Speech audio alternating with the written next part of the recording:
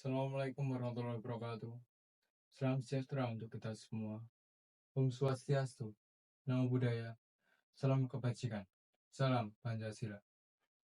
Yang terhormat Bapak Ibu saudara-saudari sekalian yang hadir di sini. Pertama-tama, marilah kita panjatkan puja dan puji syukur atas kehadirat Allah SWT yang telah memberikan rahmat serta hidayahnya sehingga kita dapat berkumpul di sini tanpa kurang suatu apapun. Selawat serta salam senantiasa tercurah kepada junjungan kita Nabi Agung Muhammad Sallallahu Alaihi Wasallam yang kita nanti-nantikan syafaatnya di yaumul kiamah. Amin. Hadirin sekalian yang saya hormati, tema yang akan saya sampaikan pada kesempatan ini adalah pentingnya kesadaran pemilu bagi anak muda. Mengapa tema ini penting untuk dibahas? Karena pemilu adalah salah satu pilar demokrasi yang menentukan arah dan nasib bangsa. Pemilu adalah hak dan kewajiban negara, hak dan kewajiban kita sebagai warga negara untuk memilih pemimpin dan wakil rakyat yang akan mewakili kepentingan kita di pemerintahan dan legislatif. Namun, masih banyak anak muda yang belum memiliki kesadaran dan partisipasi yang tinggi dalam pemilu. Banyak faktor yang menyebabkan hal ini, seperti kurangnya edukasi, apatisme, sikap abai, atau bahkan golput. Padahal anak muda adalah generasi penerus bangsa yang memiliki potensi dan peran besar dalam pembangunan.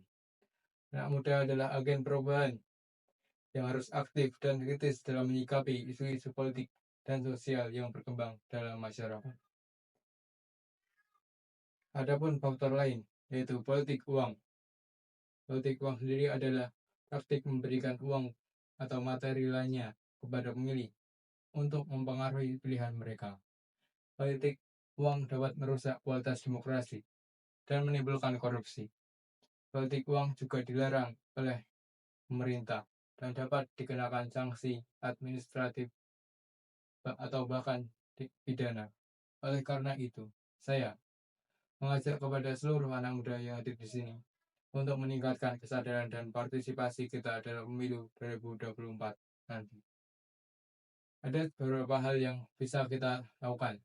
Antara lain, yang pertama, kita harus menambah pengetahuan dan wawasan kita tentang sistem pemilu, hak dan kewajiban pemilih, visi misi calon pemimpin dan wakil rakyat, serta isu-isu politik yang berkaitan dengan kepentingan bangsa dan rakyat. Kedua, kita harus menentukan pilihan kita berdasarkan pertimbangan yang rasional, objektif, dan kritis. Jangan mudah terpengaruh oleh isu-isu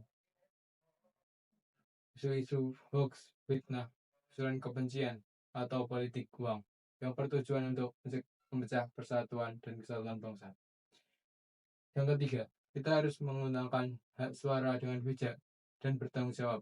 Jangan sampai kita melewatkan kesempatan ini untuk menentukan masa depan bangsa. Jangan golput, karena golput adalah pengkhianatan terhadap demokrasi dan bangsa. Yang keempat, kita harus mengawasi jalannya pemilu mulai dari tahap kampanye, pencoblosan, hingga penetapan hasil. Jika ada indikasi kecurangan atau pelanggaran, kita harus melaporkan kepada pihak yang berwenang agar segera ditindaklanjuti secara hukum. Yang kelima, kita harus menghormati hasil pemilu. Siapapun yang terpilih sebagai pemimpin dan wakil rakyat, kita harus menghargai pilihan rakyat dan menghentikan segala bentuk konflik, permusuhan, atau intoleransi yang dapat merusak persaudaraan dan keharmonisan bangsa. Hadirin yang saya hormati, itulah beberapa hal yang bisa saya lakukan untuk meningkatkan kita lakukan untuk meningkatkan kesadaran dan partisipasi kita dalam pemilu 2024 nanti.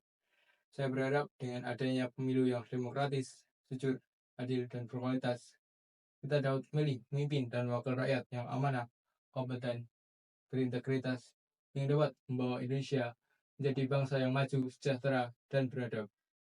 Terakhir yang ingin saya sampaikan untuk pemilu 2024, pemilih akan mendapatkan 5 kertas suara yang setiap warnanya berbeda, yaitu kertas suara abu untuk memilih pasangan calon presiden dan wakil presiden, kertas suara merah untuk memilih calon anggota DPR RI, kertas suara kuning untuk memilih calon anggota DPD, kertas suara biru untuk memilih calon anggota DPRD provinsi, kertas suara hijau untuk memilih calon anggota DPRD kabupaten atau kota.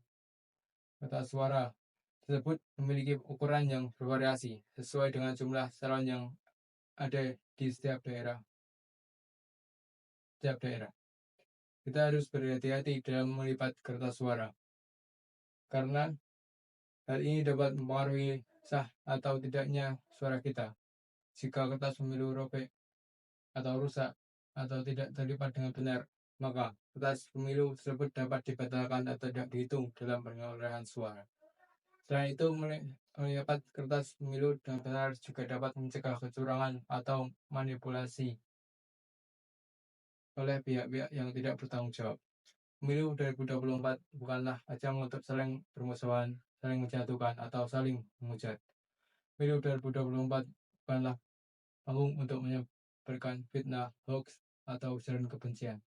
2024 bukanlah alasan untuk melanggar aturan, merusak fasilitas, untuk mengganggu ketertiban. Pemilu 2024 adalah wadah untuk bersaing secara sehat, saling menghormati, dan saling menghargai.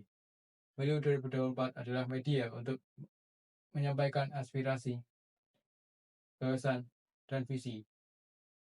Pemilu 2024 adalah sarana untuk berdialog, berdiskusi, dan bermusyawarah. Akhir kata, saya mohon maaf jika ada kata-kata yang kurang berkenan di hati Anda. Saya juga mengucapkan terima kasih atas perhatian yang dan kesempatan yang telah diberikan kepada saya. Wassalamualaikum warahmatullahi wabarakatuh.